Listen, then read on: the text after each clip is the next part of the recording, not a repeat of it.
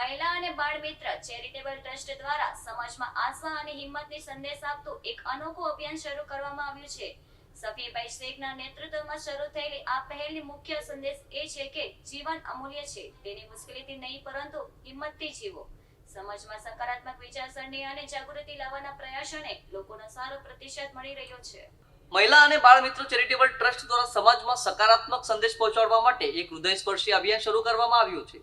સફીભાઈ શેખના નેતૃત્વમાં શરૂ કરાયેલા આ અભિયાનનો મુખ્ય ઉદ્દેશ લોકોમાં જીવન પ્રત્યે આશા અને હિંમતનો સંદેશ પહોંચાડવાનો છે। ટ્રસ્ટ દ્વારા જીવન અમૂલ્ય છે, તેને મુશ્કેલીથી નહીં હિંમતથી જીવોનો સંદેશ આપવામાં આવી રહ્યો છે।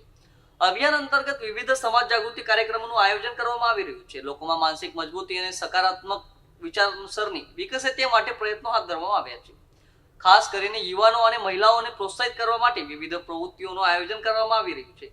ટ્રસ્ટના આગેવાનોએ જણાવ્યું હતું કે જીવનમાં પડકારો આવે ત્યારે હિંમતથી તેનો સામનો કરવો જરૂરી છે। સમાજમાં નિરાશા નહીં પરંતુ આશાનો સંદેશ પહોંચે તે માટે આ પહેલ શરૂ કરવામાં આવી છે। ઉપસ્થિત લોકોએ પણ આ અભિયાનને આવકારી તેનું સમર્થન વ્યક્ત કર્યું। કાર્યક્રમ દરમિયાન જીવન પ્રત્યે સકારાત્મક દૃષ્ટિકોન અપનાવવાના અપીલ કરવામાં આવી હતી।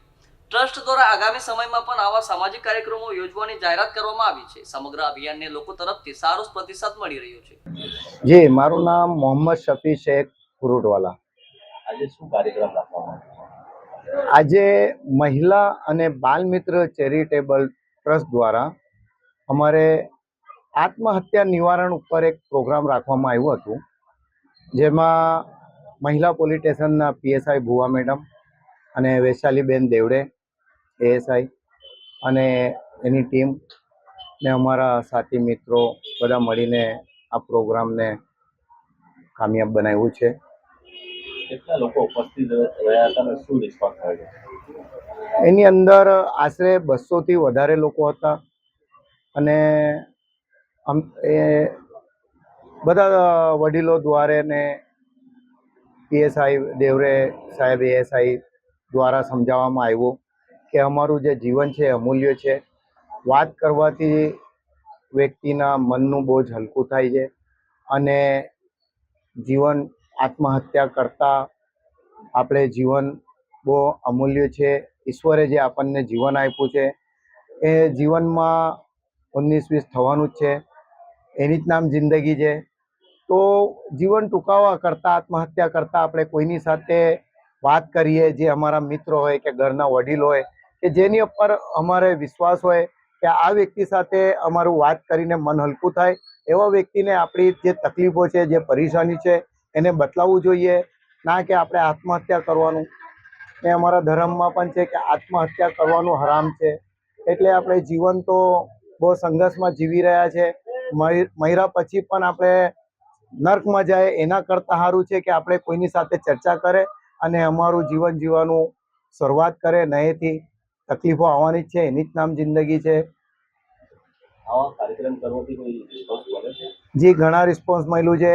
એક મહિલા આવી હતી જે અમારી સાથે અમારા જે વડીલ છે નિસારભાઈ લાઇટવાલા, એમની સાથે મળીને એમની આત્મકથા બધી સંભળાવી અને બહુ રડીને ગઈ છે। એ કહેતી હતી કે મારું મન થાય છે કે હું આત્મહત્યા કરી નાખું, અને એમના વડીલ દ્વારા સમજાવવામાં આવ્યું, તે ખુશ થઈને ગઈ અને નંબર લઈને ગઈ છે।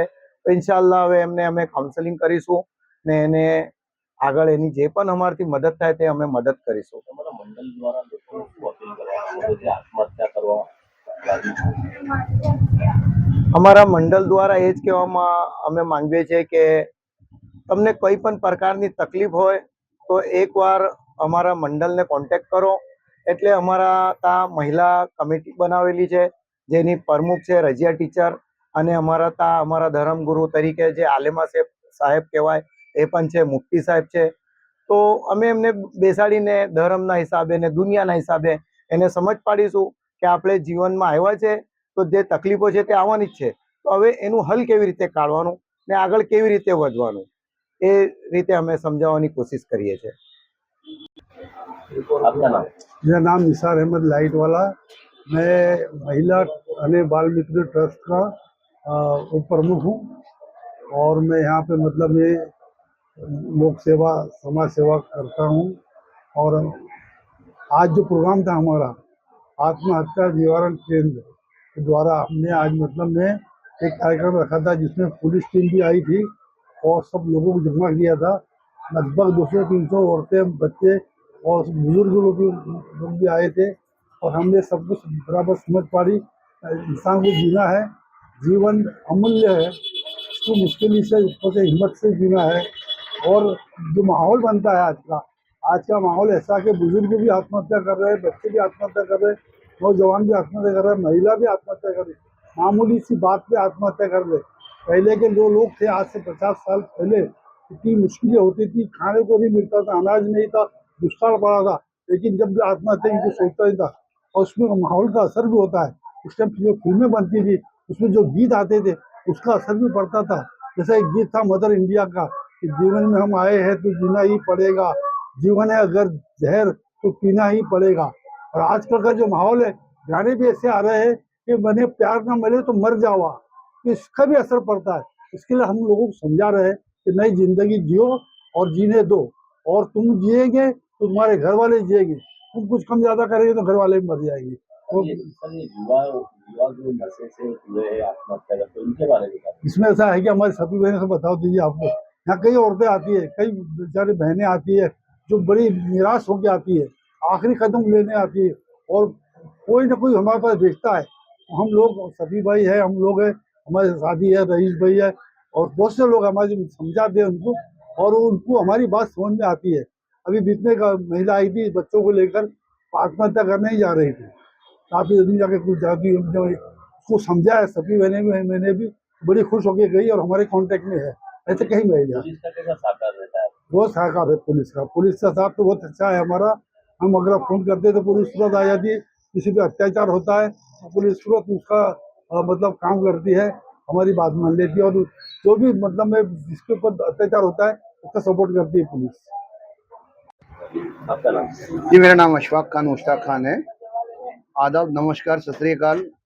मैं फाउंडेशन की तरफ से बात करने के लिए आपके सामने आया हूं, और वीडियो के माध्यम से मैं आप मीडिया और वीडियो के माध्यम से मैं आपके तक बात पहुंचाना चाहता हूं कि ज़िंदगी बहुत कीमती है और जीना ज़रूरी है, लेकिन काम और कारोबार और रोज़गार की ना होने की वजह से बड़े बड़े कारोबारी बिजनेसमैन, आज एक व्यापारी ने आत्महत्या की है, सुसाइड किया है सारोली में किसी मार्केट के अंदर। उनका बहुत ही दर्दनाक, उन्होंने अपने आप को ख़त्म किया है।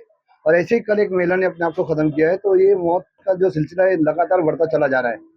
तो हम सरकार से भी अपील करते हैं कि किसी तरीके से एक रोज़गार को पैदा करें। रोज़गार पैदा होने के बावजूद लोग क्या, नई रोजी होने की वजह से, नई कारोबार होने की वजह से भी, डिप्रेशन में होने की वजह से, काम ना होने की वजह से, या किसी और टेंशन या बीमारी की वजह से जिस तरीके से वो सुसाइड कर रहे हैं, तो सुसाइड ना करें।